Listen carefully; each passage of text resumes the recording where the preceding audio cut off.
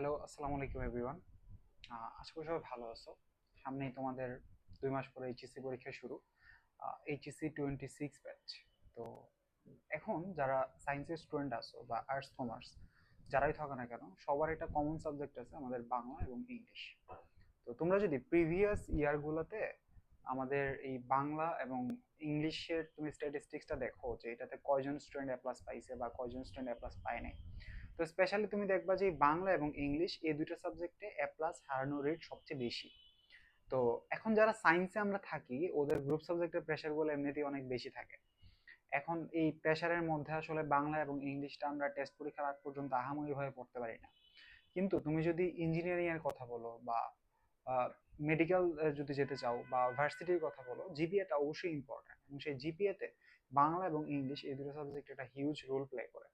তো যারা engineering preparation নিতে চাও স্পেশালি তাদের ক্ষেত্রে 2018 সাল বা 2020 সালের আগে, মানে কোভিড আসার আগে থেকে হচ্ছে আমাদের মার্ক রিকোয়ারমেন্ট ছিল বা জিপিএ রিকোয়ারমেন্ট ছিল বাংলা এবং ইংলিশে। বুয়েটে যারা এডমিশন টেস্ট দিতে যাবা তাদের ক্ষেত্রে আবার হয়তো বা সেই রিকোয়ারমেন্ট আসতে পারে। তো আমরা বেশি কথা না বলে আমাদের আজকে যে টপিক টাইটেল আমাদের এই ভিডিও, সেটা হচ্ছে how to get A plus in Bangla. তুমি বাংলাতে কিভাবে এ প্লাস পাবা।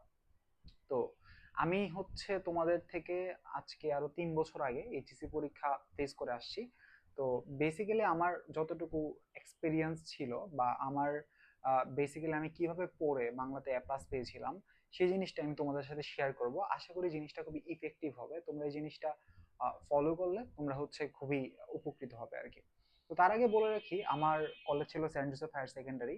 তো আমি টেস্ট পরীক্ষার আগ পর্যন্ত আহামরি ভাবে বাংলা মানে ওইরকম ভাবে পড়ি নাই। তবে হ্যাঁ, বাংলা ফার্স্ট পেপারটা আমার হচ্ছে স্পেশালি গদ্যগুলা মোটামুটি ভালোই পড়া ছিল। And, গদ্যগুলাতে আমি সিকিউ লেখার ক্ষেত্রে অ্যাটলিস্ট কলেজ লেভেলে হচ্ছে 50-এর কাছাকাছি 70-এর মার্ক পাইতাম আর কি। অলমোস্ট 50 পাইতাম। তো ফার্স্ট পেপার আমার মোটামুটি ভালো একটা সিকিউর ক্ষেত্রে ভালো একটা দখল ছিল। কিন্তু সেকেন্ড পেপারের অবস্থা আমার খুবই বাজে ছিল, মানে টেস্ট পরীক্ষার আগ পর্যন্ত এমন কিছুই পড়ি নাই। আমি বেসিক্যালি যদি বলো যে আমার পড়াটা শুরুই হয়েছে তোমার টেস্ট পরীক্ষার পরে বাংলা প্রিপারেশনটা। তো আমি যেটা করছিলাম সেটা হচ্ছে ফার্স্টে আমি একটা 1 নম্বর স্টেপে হচ্ছে আমি একটা টেস্ট পেপার নিয়েছিলাম। টেস্ট পেপার এখন এটা তোমার কাছে যে কোনো টেস্ট পেপার তুমি নিতে পারো। তুমি বইয়ের দোকানে যাবা, বাজারে গিয়ে তুমি বলবা এক দুটো টেস্ট পেপার দেখবা, লাইক নবদূত আছে, তারপর হচ্ছে তোমার পাঞ্জেরি আছে।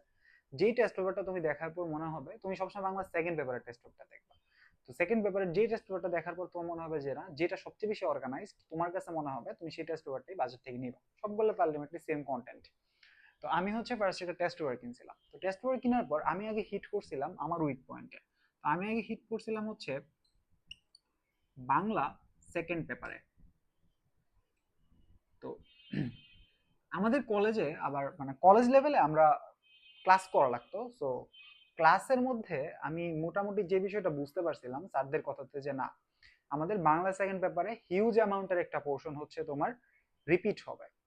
এন্ড আমাদের মানে আমার পার্সোনালি আমার ইন্টেনশন ছিল তোমাদের বাংলাতে দুই টাইপের প্রশ্ন আসবে। একটা আসবে হচ্ছে ধরো আহ, শব্দ শুদ্ধকরণ অশুদ্ধকরণ, আর একটা আসবে ওইটার কমপ্লিমেন্টারি ডেসক্রিপটিভ প্রশ্ন, মানে বর্ণনামূলক প্রশ্ন। তো আমি হচ্ছে আমার পার্সোনাল প্রেফারেন্স ছিল আমি বর্ণনামূলক গুলো স্কিপ করব। কেন স্কিপ করবো তার একটা রিজন ছিল। তুমি যদি বর্ণনামূলক প্রশ্নগুলো অ্যান্সার করতে যাও তাহলে টিচাররা তোমার মানে বুঝে যাবে যে এই স্টুডেন্টটা দুর্বল ক্যাটাগরি স্টুডেন্ট। হ্যাঁ, মানে ও হচ্ছে বাই এনি চান্স সেগুলো ফাঁকি দিয়ে আসছে। তো তার আগে তোমাদের হচ্ছে শুদ্ধ উচ্চারণ একটা টার্ম টপিক আছে।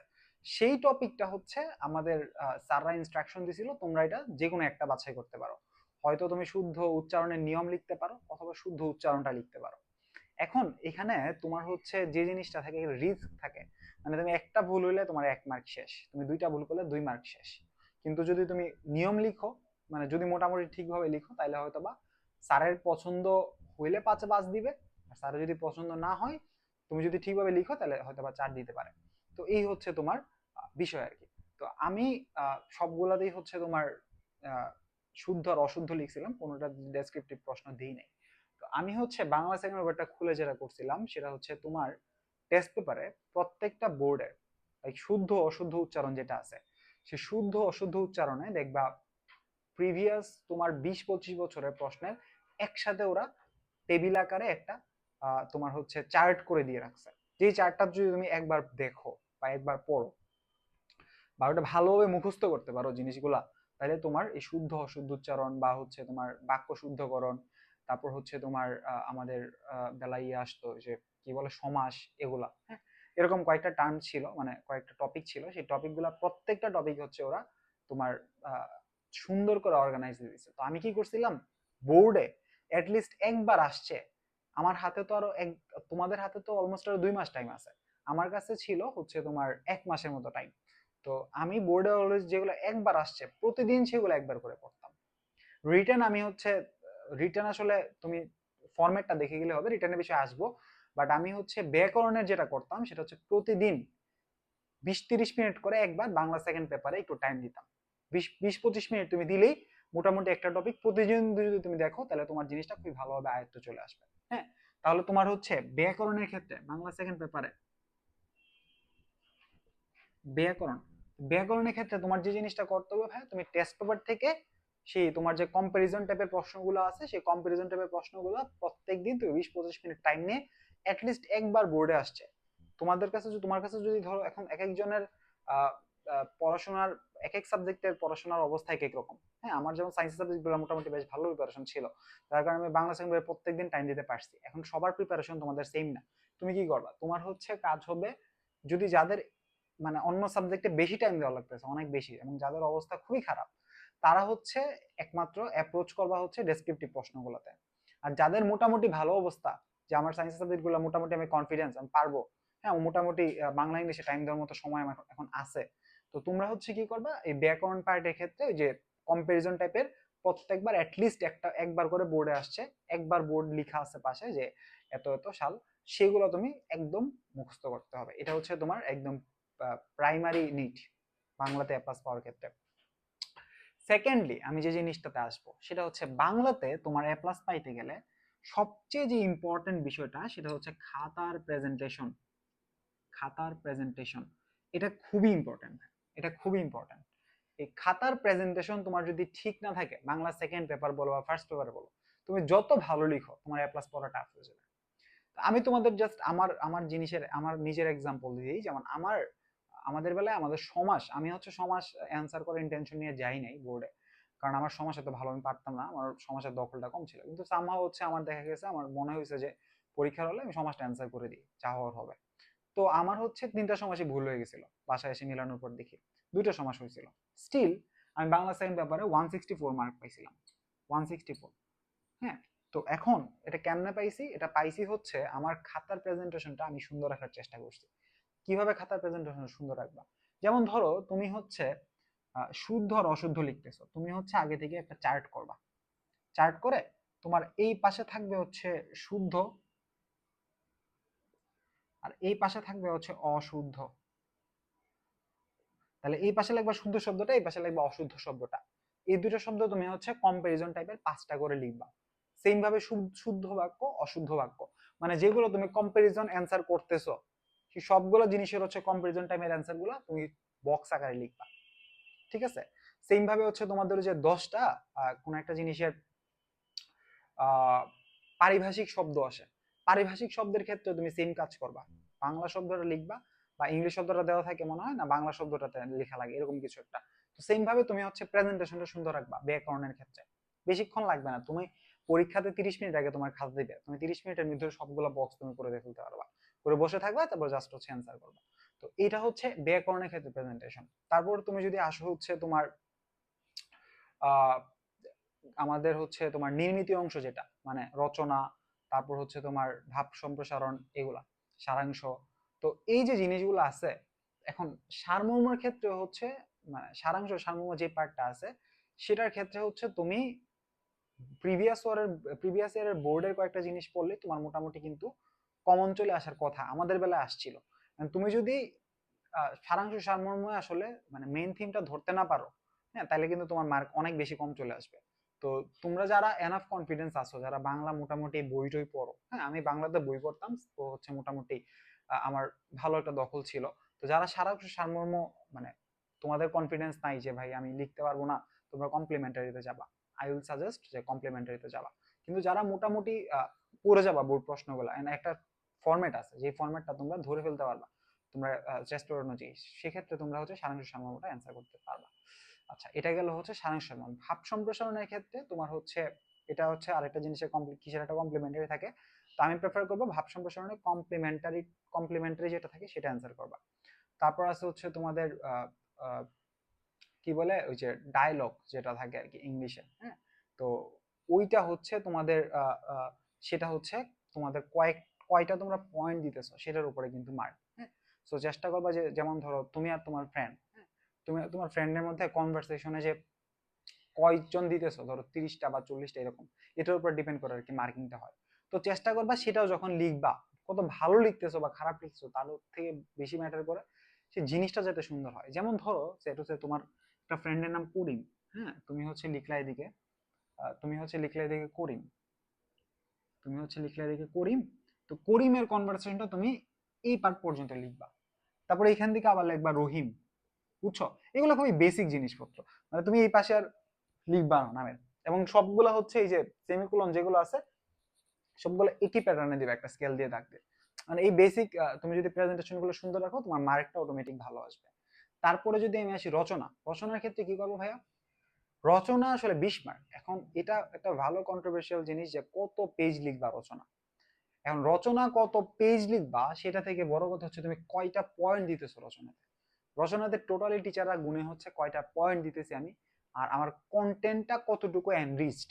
তোমার টিচার তোমার হচ্ছে মোটামুটি 1-2টা পেজ যদি উনি পড়ে তাইলে বুঝতে হবে তোমার লেখার তোমার হচ্ছে শার্পনেস কতটুকু আছে বা তুমি কতটুকু এনরিচড ডাটা দিয়ে জিনিসটা লিখতেছো। এখন রচনা সিলেকশনও খুব একটা ইম্পর্টেন্ট জিনিস, হ্যাঁ। আমার দেখা মতে আমার অনেক ভালো ফ্রেন্ড ছিল যারা খুব বাংলা বাংলা পড়ছে টরছে, বাট ওরা রচনাটা সিলেক্ট করতে ভুল করে ফেলছে। রচনা সিলেকশনের মধ্যে তুমি এমন রচনা দিলা যে এটা হচ্ছে ফুললি ডেটা বেসড একটা রচনা। যেমন ধরো যে তুমি অর্থনৈতিক রিলেটেড কোন একটা রচনা দিলা, সেই রচনাতে তোমার প্রত্যেকটা অর্থ বছরের ডেটা, মিনিমাম ডেটা উল্লেখ করা লাগবে, বুঝছো? সেগুলো না দিলে তোমার মার্ক কমে যাবে। তো আমি প্রেফার করবো সবসময় বিজ্ঞান রিলেটেড বা সায়েন্স রিলেটেড, যারা সায়েন্সে আসো স্পেশালি তাদের ক্ষেত্রে তোমার সেই রচনাটা তোমরা সবসময় অ্যান্সার করতে চেষ্টা করবা। কারণ তাহলে তোমার হচ্ছে তুমি তো ডেটা কিছু পড়বাই, সায়েন্স রিলেটেড কিছু রচনা তো পড়বাই, 2-3টা রিডিং পড়বা, তারপরেও তোমার মাথা থেকে তুমি অনেক কিছু বানায় লিখতে পারবা, অনেকগুলো পয়েন্ট তুমি নিজে নিজে অ্যাড করতে পারবা। চেষ্টা করবা যত বেশি পয়েন্ট তুমি অ্যাড করতে পারো। ধরো তোমার একটা রচনা আসলো আইসিটি রিলেটেড, তুমি পড়ে গেছো বিজ্ঞান রিলেটেড একটা রচনা, মানে ধরো মানব জীবনে বিজ্ঞান, মানব কল্যাণে বিজ্ঞান, তোমার আসছে মানব কল্যাণে তথ্য প্রযুক্তি। তুমি তথ্য প্রযুক্তির তোমার নিজের মাথা থেকে কিছু পয়েন্ট বের করবা, পাশাপাশি মানব কল্যাণে বিজ্ঞান বা বিজ্ঞান রিলেটেড যে রচনা পড়ছো ইন্টার কানেক্ট করে তুমি সেই পয়েন্ট গুলো বাড়াইতে চেষ্টা করবা। এটা তোমার হচ্ছে টোটালি ব্রেন থেকে আসবে। আর পেজের কথা যদি বলি 20 তোমার হচ্ছে 20 মার্কের রচনার জন্য তোমার 40 পেজ রচনা লিখতে হবে না। তুমি চেষ্টা করবা অ্যাটলিস্ট 15 থেকে 16 পেজ, মানে তোমার যদি এখন লেখার সাইজের উপরে ডিপেন্ড করে, যাদের লেখার সাইজ খুব বড় বড়, ধরো এক পেজে 4 লাইন লিখলি বা 5 লাইন লিখলি পেজ শেষ, তাদের হিসাব আলাদা। যারা এক পেজে মোটামুটি 10-11টা লাইন লিখতে পারো তাদের ক্ষেত্রে 15-16 পেজ রচনা লিখলে মোর দেন এনাফ, তোমরা ভালো মার্ক পাবা। যদি আমি যেভাবে বলছি যে রচনার মাঝে চেষ্টা করবা কিছু তোমার হচ্ছে ধরো কিছু সায়েন্টিস্টের বিভিন্ন বিবৃতি দেওয়ার, তারপর হচ্ছে তুমি সেই রচনার বা সেই পয়েন্টের সাথে ইন্টার কানেক্টেড কিছু জিনিস তুমি বানাই দিবা, হ্যাঁ। এবং সেগুলো হচ্ছে ধরো অন্য কালি দিয়ে লিখলা, ব্লু পেন দিয়ে লিখলা, ব্লু পেন নিয়ে যাবা পরীক্ষার হলে। তো ওভারঅল তোমাকে যদি আমি সেকেন্ড পেপারে একটা সামারি দিই, ব্যাকরণ অংশে তোমার টোটালি অ্যাপ্লাসটা নির্ভর করে ব্যাকরণ অংশের উপরে। ব্যাকরণ অংশে 30 মার্কে তুমি যদি 27 বা 28, 27 অনেক বেশি হয়ে যায়, 26 যদি তুমি এনশিওর করতে পারো তাহলে তোমার নির্মিত অংশ থেকে ইজিলি তোমার মোটামুটি এ প্লাস পাওয়ার মতো একটা মার্ক চলে আসবে, ভালো মার্ক পাবা সেকেন্ড পেপারটা। আচ্ছা, এখন আসো ফার্স্ট পেপারের ক্ষেত্রে। তো বাংলা ফার্স্ট পেপারের ক্ষেত্রে আমাদের সবচেয়ে বেশি যে জিনিসটা প্যারা দিবে তোমাকে সেটা হচ্ছে এমসিকিউ। ফার্স্ট পেপারের ক্ষেত্রে সবচেয়ে যে জিনিসটা বেশি প্যারা দেবে সেটা হচ্ছে এমসিকিউ। এমসিকিউ কি করবো ভাইয়া? এমসিকিউ এর ক্ষেত্রে আমি বলবো তোমরা মেইন বইটা তো অবশ্যই ভালো করে রিডিং করবা, পাশাপাশি তোমরা বোর্ড এবং স্কুলের এমসিকিউ গুলা তোমরা হচ্ছে প্র্যাকটিস করবো। আমি যেটা করতাম সেটা হচ্ছে তোমার আমি প্র্যাকটিস করতাম, মানে পরীক্ষা দিতাম নিজের সাথে। দেখবা প্রত্যেকটা স্কুলের এমসিকিউ টেস্ট পেপারের ছোট একটা দিবে, বড় একটা দিবে, সলভ না, যেটা টেস্টের প্রশ্ন ব্যাংক। সেই প্রশ্ন ব্যাংকে আমি প্রত্যেকটা স্কুলের বাংলা এমসিকিউ দাগাইতাম প্রতিদিন। ধরো আমি টাইম দিতাম 15 মিনিট। বাংলা এমসিকিউ গুলো কি তুমি পারলে 10 মিনিটে পেরে ফেলবা, আর না পারলে 1 ঘন্টা দিলেও পারবা না। তো আমি যতগুলো নিজে নিজে পারতাম 10 মিনিটে দাগাই ফেলতাম, দাগাই দেখতাম যে আমার কয়টা হয়েছে। দেখা গেছে বাসায় আমার 22টা, 23টা, 24টা, 20টা এরকম হইতো। হ্যাঁ, তো আমি হচ্ছে তারপর একই সাথে যেগুলো ভুল হইতো বা পারতাম না সেগুলো আমি দেখে নিতাম। এতে হইতো কি, আমার একটা কনফিডেন্স চেক হইতো, বা আমার হচ্ছে আমি কতটুকু হচ্ছে ঠিকভাবে আগাচ্ছি সেটা চেক হইতো। পাশাপাশি আমার ভুলগুলো শেখা হইতো। এটা একটা ভালো প্রসেস। অথবা তুমি হচ্ছে কি করতে পারো, জাস্ট বোর্ডে এবং স্কুলে যেগুলো আছে সেগুলো হচ্ছে পড়ে যেতে পারো। এটা হচ্ছে তোমার বাংলার ক্ষেত্রে। সেকেন্ড হচ্ছে বাংলাতে তোমার ফার্স্ট পেপারে ক খ, এটা এ প্লাস পাওয়ার ক্ষেত্রে ভাইয়া সবচেয়ে বেশি ম্যাটার করবে, ক খটা। তো এখন ক খ তুমি কিভাবে লিখবা, ক তো এক লাইনে থাকবে, খতে হচ্ছে তুমি দুইটা লাইন দিবা। একটা হচ্ছে একদম জ্ঞানমূলক লাইন, তার নিচে একটু স্পেস দিয়ে তুমি হচ্ছে ব্যাকরণ, সরি, ব্রিফটা দিবা, এবং সেটা অবশ্যই তোমার 3-4 লাইনের ভিতরে তুমি শেষ করবা। 3 লাইন, 3 লাইনের ভিতরে তুমি শেষ করবা, হাইয়েস্ট গেলে 4 লাইন। ক খ নাম্বার। আরেকটা বিষয় হচ্ছে, ধরো তুমি বাংলাতে সে টু সে, এখানে তোমার হচ্ছে তোমার একটা পেজ, হ্যাঁ, তোমার হচ্ছে ধরো গ নাম্বারটা শেষ হয়েছে এখানে এসে, তো তুমি কি ঘ নাম্বারটা এখান থেকে শুরু করবা? না, তুমি কখনো ঘ নাম্বারটা এখান থেকে শুরু করবে না। তুমি ক খ এক পেজে লিখবা, বা খ যদি এক পেজ তোমার হচ্ছে ওভার করে ফেলে, তুমি চেষ্টা করবে আরেকটা লাইন বাড়াই দিতে খতে, যাতে তোমার পেজটা এতটুকু কভার হয়ে যায়। হইলে তুমি গটা নেক্সট পেজ থেকে শুরু করবে। তারপর গ যেখানে শেষ হবে, ঘটা হচ্ছে নেক্সট পেজ থেকে শুরু করবা। সবসময় অ্যান্সার গুলা তুমি হচ্ছে নতুন কোনো পেজ থেকে শুরু করতে চেষ্টা করবে, তাহলে তোমার খাতাটা দেখতে অনেক সুন্দর লাগবে। যার কারণে হচ্ছে টিচার একটা ভালো ইমপ্রেশন আসবে তোমার উপরে, তুমি ভালো মার্ক পাবা। আরেকটা জিনিস হচ্ছে, তোমার বাংলার ক্ষেত্রে তুমি সবগুলা সিকিউ ভালো পারবা না, আনডাউটেডলি। তুমি কয়েকটা চ্যাপ্টার খুব ভালো পারো, ওগুলো থেকে তুমি যেন খুব ভালো লিখতে পারবা। তুমি কি করবা, প্রথম 2টা সিকিউ খুব ভালো করে লিখবা, এমন না যে আমি বলছি বড় করে না, মানে তোমার লেখার কোয়ালিটিটা যাতে ভালো হয় তুমি সেটা চেক করো।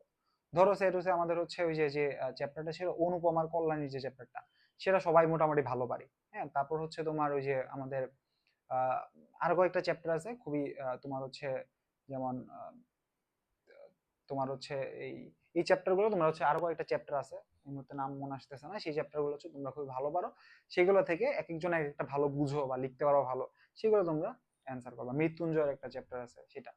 হ্যাঁ, আচ্ছা, কল্যাণী টাইপের বা কিছু একটা, যাই হোক।